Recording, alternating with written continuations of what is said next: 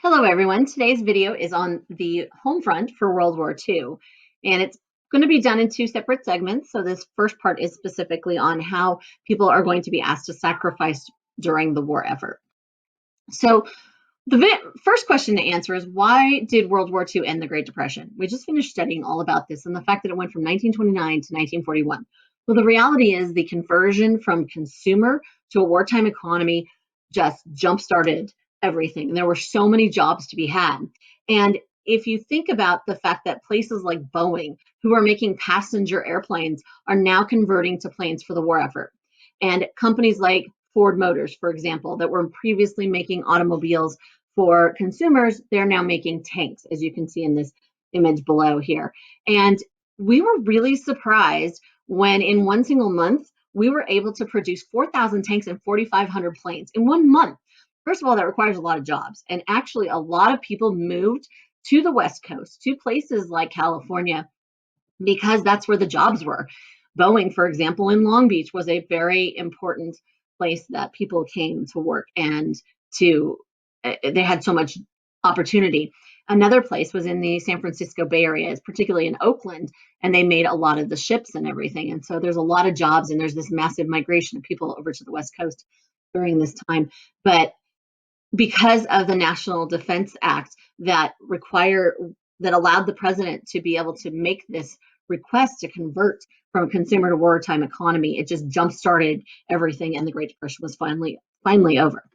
Now, people were asked to sacrifice a tremendous amount during World War II. One of the first things that they did was called rationing, and you can see a gasoline ration card here on this image. And because there was a shortage of gasoline and they needed it to be able to go to the war effort to power the tanks and the planes and all of that, they asked people to only buy gasoline 1 day a week. And so you really had to think through what day of the week and make sure that you didn't run out of gas before then. The other big thing that was rationed was food.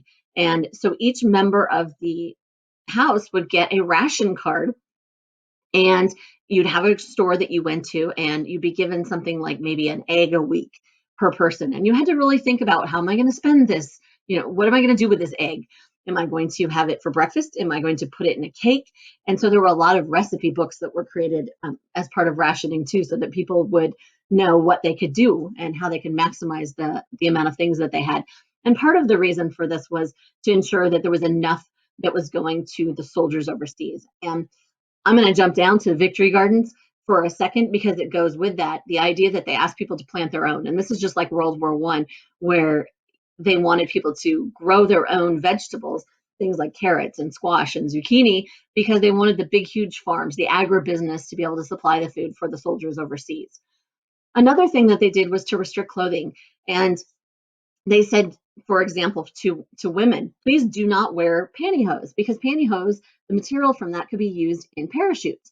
And so they encouraged people not to do that. They asked men not to wear elbow pads or vests or extra clothing like big, long jackets, because all of that could help in the war effort. And so one funny little story is that women were so used to wearing pantyhose, and these pantyhose back then had this seam down the back, that I heard stories of some women would take a marker and they would still draw the line down the back of their legs to make it look like they were still wearing pantyhose, even though they weren't. When it comes to conservation, people were asked to save things. I'm going to show you a video here that talks about how people were asked to save their kitchen grease. So when they made bacon or when they made hamburger or whatever it was, all that extra drippings from meat or grease, you were asked not to throw it away, that you could turn it in for cash and it would go to help create munitions. And then war bonds was another thing that was the same thing as in World War I, where you could contribute to the war effort by purchasing bonds. And they even asked little kids to do that. So every single person in society was expected to contribute somehow. And then salvage drives, where you would bring things like the old tires, that the rubber in the tires could be used for things. And even lipstick canisters for women could be melted down and used somehow in the war effort. So people were asked to really cut back on what they were using and spending. How was the government involved? The Office of Price Administration placed limits on prices that businesses could charge, because they didn't want they didn't want people to price gouge, and they didn't want people to take advantage, and they really wanted to keep inflation down. The War Production Board ensured that the military got the products and the resources it needed.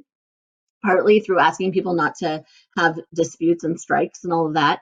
The Office of War Information will spread propaganda, which I'm going to show you some propaganda posters a little while later. And then there were also blackouts. And one of the, particularly on the West Coast, blackouts could be issued where you were supposed to stop driving. If you were driving, pull over to the side, turn off your lights.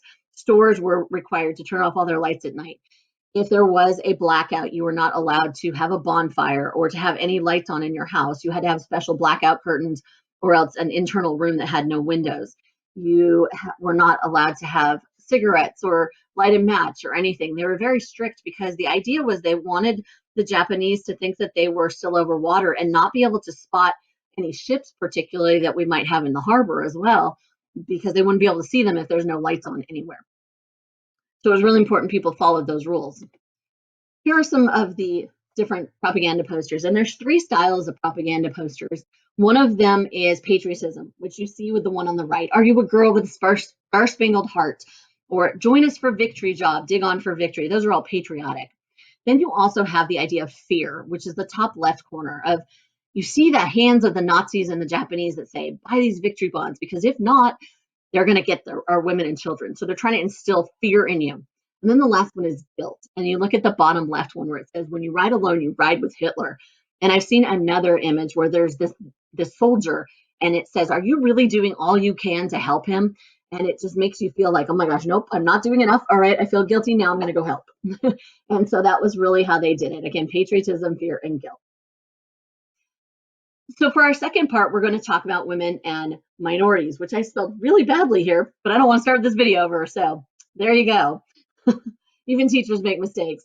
So what sacrifices did women make during the war? 2 million plus women worked in the war industries in 1943, or by 1943, and there were more than 300,000 that will serve in the military. They will serve as mechanics, radio operators, civilian pilots, translators, and one of the famous groups is called the Women Air Service Pilots, and they would test the planes, they would service the planes, they would fly them over to Europe. And there were women that actually died in service, but it wasn't until 1977 that they were actually considered military. They had previously just been civilians. So think about what they lost by not being designated as military. Those women who died didn't get a military funeral. They didn't have a military pension. There's a lot of things that they lost out. And it wasn't until 2010 when they received the highest civilian honor of the Congressional Medal of Honor for their service in the war and all they did. And in the top right-hand corner, we have a very famous poster, and this is Rosie the Riveter. And she's not a real person, although she's patterned after a real person. But this was just an iconic image that's still used today in many cases of trying to get women to contribute to the war effort. And a lot of them worked in the factories, and they would do welding and all kinds of things they never did before. Next, we have Hispanics, and 350,000 joined the armed services and earned 17 medals of honor, which is huge. Medals of honor are the highest you can earn in service for extraordinary abilities. One problem was the Zoot Suit riots that happened in Los Angeles in 1943 between sailors and soldiers who were stationed in the city and Hispanic youths. And remember what I told you about the extra clothing? Well, people looked at these Zoot Suits and they said, wow, you're just really not supporting the war effort, are you? Because look at all of that extra cloth. That's just a slap in the face. And so they got into the scuffle. Sailors and soldiers, there's one story I read about how they went into a movie theater and they turned on the lights and they started beating up people that were in there. And so eventually they just decided to separate and tell the sailors and soldiers they were no longer allowed in this area of Los Angeles. And that's how they solved it. Next, we're going to talk about the Bracero program, which Braceros were, one of the problems was the shortage of farm workers during the war. And so you had all of the able-bodied men, for the most part, are overseas fighting in the war. And you have other individuals who are coming in to work in the factories, including women, and there's no one to work the farms. And you need to plant the crops and you need to harvest the crops. And so there was such a shortage of farm workers that they turned to foreign workers. And so braceros were Mexican workers who came to the United States between 1942 and 1964 through a series of agreements with Mexico. And they could only be used if no domestic workers could be found, which was clearly a problem at that point. And you can see by the advertisement on the right that there was a shortage of workers. And they even thought about maybe using prisoners at one point. And before braceros came, one of the things that happened was they were sprayed with DDT, which is a pesticide that has since been outlawed before they would come over. So they were often paid very poorly, but there was at least an opportunity for them to come. And we'll talk later about the idea of a guest worker program as we move forward in the course. Moving on to African Americans. In 1942, a man by the name of James Thompson wrote a letter to the Pittsburgh Courier in which he called for a double V campaign to achieve two victories, one over the Axis powers and the other over racial prejudice. And the title of it is, Why Should I Sacrifice to Be Half American? And I'm going to show you that in our live session. But he really hit home this idea of, well, if we're going to fight and we're going to help America defeat the Nazis, then we need to also focus on defeating racism at home and discrimination. Because these individuals would go overseas, they would fight for our country and then come home to segregated systems. One very important group of African Americans were the Tuskegee Airmen, who were trained in Tuskegee, Alabama. That's why they're called that. And initially, people allowed them to train, but they really didn't plan on putting them into service. But eventually, they were convinced that they should be part of service. And they went over to Europe, and they were a very highly decorated unit. And you may have heard of the tail, what's called the Red Tails. And there were many individuals who wanted the Red Tails along with them so that they could be protected. Executive Order 8802 prohibited discrimination in defense industries in the government. And so this was an important first step in desegregation, although it's going to be later. After the war in 1948, Truman will desegregate the military, but not at this point. They will serve in segregated units. There will be 1 million that will serve in the armed forces and 2 million will work in war industries at home. Native Americans, 25,000 serve in the armed forces. The most notable that you may have heard of it are the Navajo Code Talkers, who use their language to relay certain secret messages between U.S. command centers. And this is a really ironic thing that we were able to use them, and part of why we were so successful in winning the war in the Pacific is because this was an unbreakable code. But if you recall back to when we learned about the Carlisle Indian School and the Dawes Severalty Act in period 6, how we wanted to stamp out their language and their culture, and here we are winning the war because of their language and their culture. About 40,000 Native American men and women aged 18 to 50 left the reservations for the first time to find jobs in the defense industries. Japanese American experience was different. So while most of what we talked about for these other groups were opportunities for them that hadn't existed previously to work in the war industries or in jobs that they hadn't previously had, or the military, Japanese Americans were treated very differently. In the days and weeks after Pearl Harbor, there was a big concern that the individuals in the United States who were of Japanese descent could be problematic for sabotage and espionage. Sabotage in that they might destroy things that were built here, and espionage of communicating with fishing vessels off the coast. And so FDR signs Executive Order 9906 authorizing the relocation of individuals from the West Coast into temporary housing and then into 10 permanent internment camps that were spread out in more remote areas. There were 120,000 people of Japanese ancestry that were put into these internment camps, 2/3 of whom were United States citizens. And in a minute, I'm going to show you a little bit more about them and a video as well.